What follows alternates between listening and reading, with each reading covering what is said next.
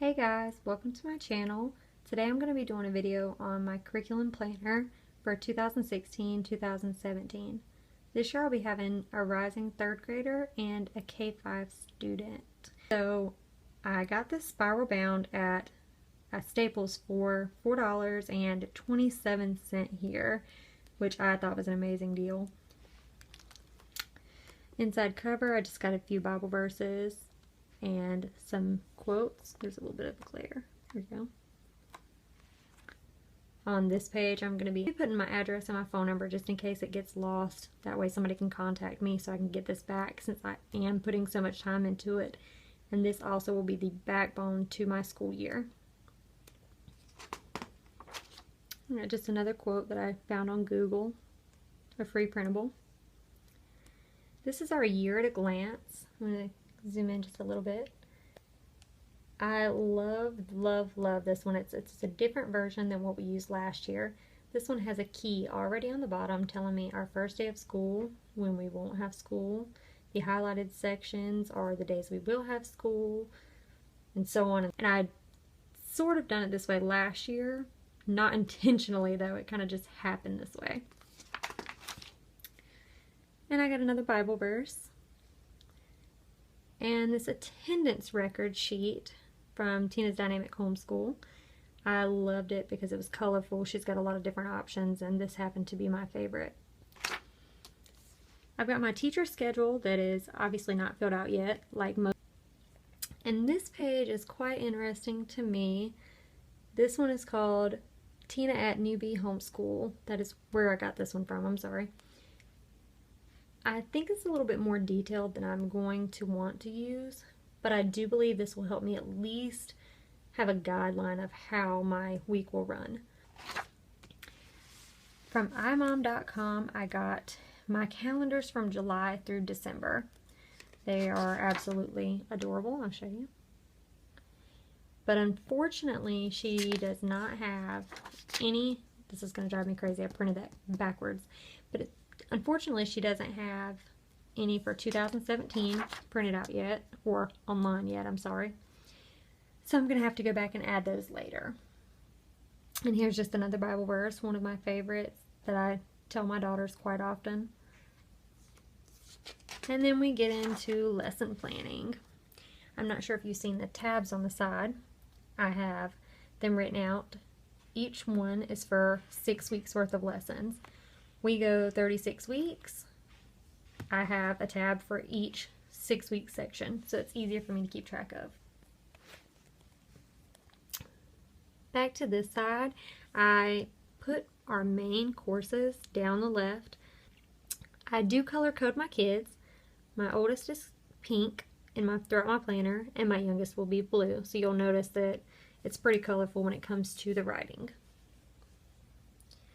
Down here for next week, I tend to go ahead and put what I'll need supply-wise for the next week, whether I need to buy it or if I need to just pull it out of my cabinet.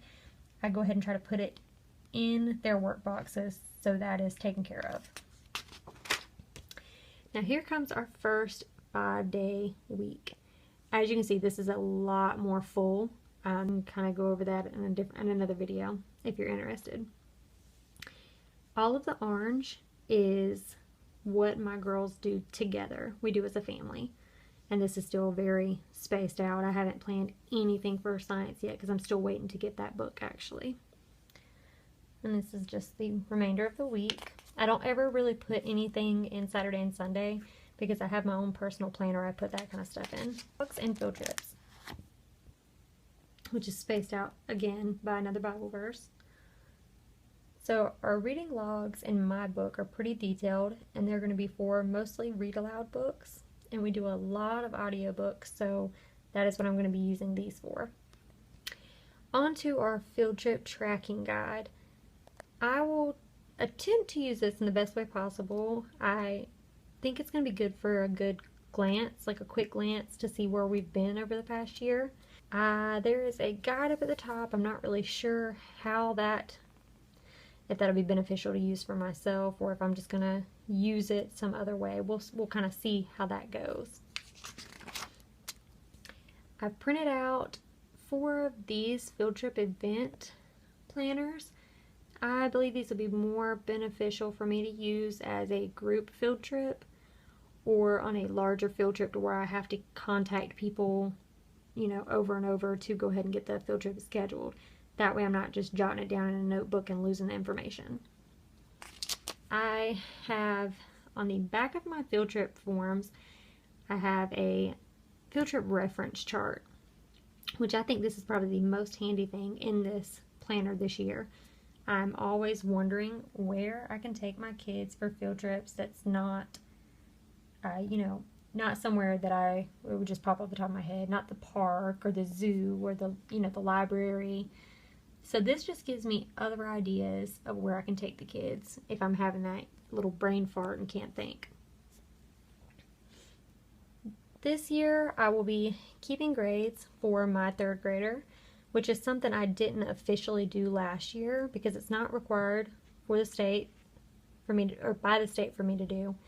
But I feel like it's going to be a good idea for me to go ahead and get into the routine of it. That way, once we get to high school and I start working on transcript stuff, I'm not in a panic to try to figure out how to do this and the best way to organize it. I also have sorry about the camera, got a little shaky there. I also have monthly progress reports. My husband used to come at me last year, you know, how is she doing? How's Kylie doing in math? How's she doing in reading? And my responses would be really generic. Oh, she's doing good. Oh, she's doing great. Or she needs help, you know, something really simple. Well, I've printed this out and I feel like it will really help me when I have to, you know, I can show him actually something physical that I've recorded each month for him to take a look at.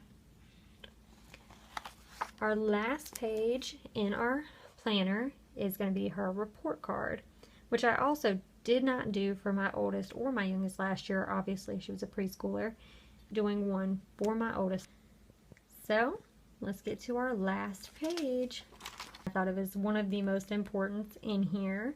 So I put this in the back, so every time I flip through, I see it. And I just went ahead and put 2 pieces of, it was the cheap construction paper. It's super thin, so I had to double layer it. But I put the 2 layers of construction paper and just a piece of printer paper, and I laminated it. And I believe it's going to hold up pretty good.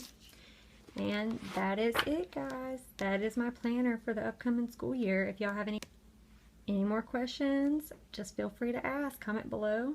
If you'd like, go ahead and subscribe so you don't miss any future videos. Thanks, guys. Bye.